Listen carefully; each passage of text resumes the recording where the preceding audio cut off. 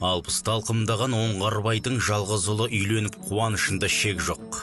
Енді бой жетіп отырған қызын құтты жеріне қондырса, көңілін бір демдейді.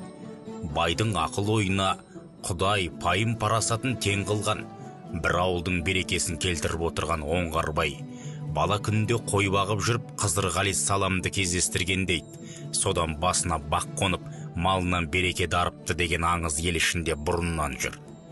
Кешкі шайды ішіп бола берген тұста келіні енесіне қарап, мана ерке қыз екеуміз бұлақтың басына су алуға бардық.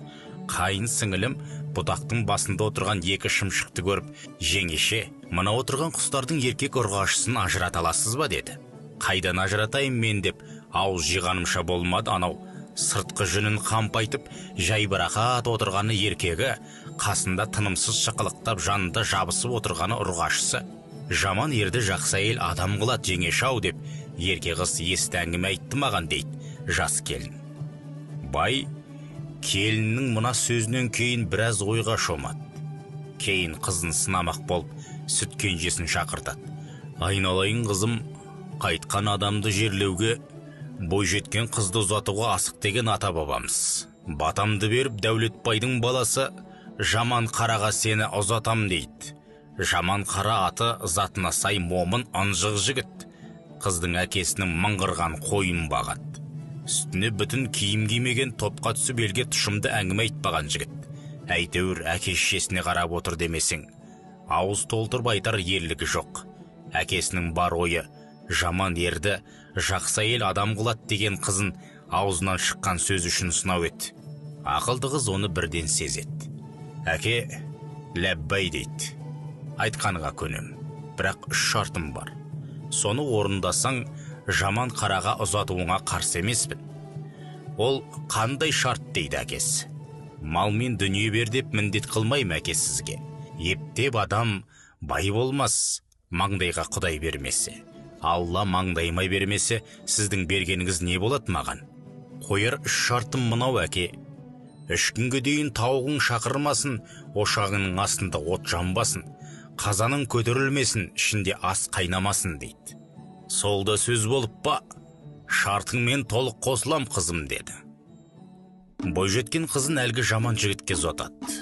Көп дүниесі жоқ жас келіншек бір өгізге үйін артып, бір жаман өгізін жетектеп, ата-енесін арбаға отырғызып, екі қырасып барып бұлақтың басына үйлерін тігеді. Қой сойып, қазан көтеріп, ошақтың астына от салады. Ал Құдай қосқан қосағым, сіздің жұмысыңыз 3 күнге дейін ошақтың астынан от үзбейсіз, самаурынды суалтпайсыз. Ал мен болсам, бір қазанға ет асып, бір қазанға бауырсақ пісірем. Қадірлі ата-енем, сіздер келген қонақтарды жақсылап күтіп алып, төрге шығарыңыздар деп, үйдің ішіндегі дастарханын жайнатып қояды. Қырдың басында жатқан Қызырғали салам қасындағы бақпен берекеге қарап айтыпты дейді. Мынау Оңғарбайдың ауылына не болған?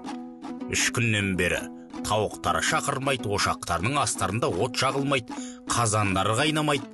3 күннен бері анау қырдың астындағы жалғыз үйдің ошағынан жалындап от үзілмейді.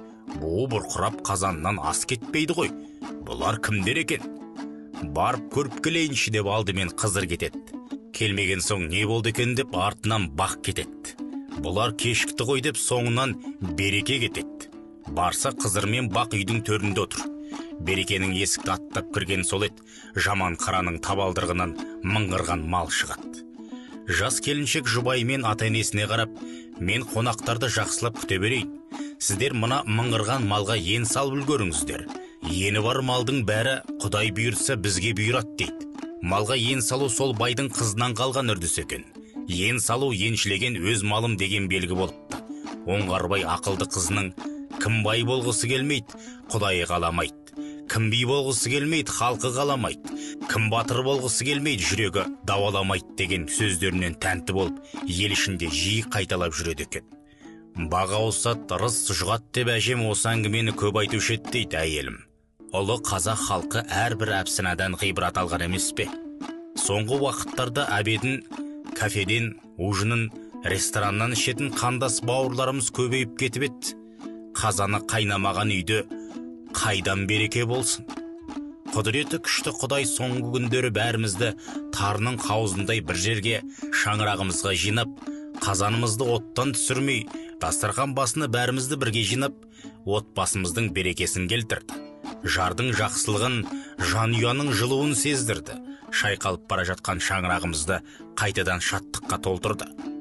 Қызыр ғалиссалам шылауымызды болып, басымыздан бақ, отбасымыздан береке кетпесін десек, ошағымыздан от, қазанымыздан ас кетпесін ағайын.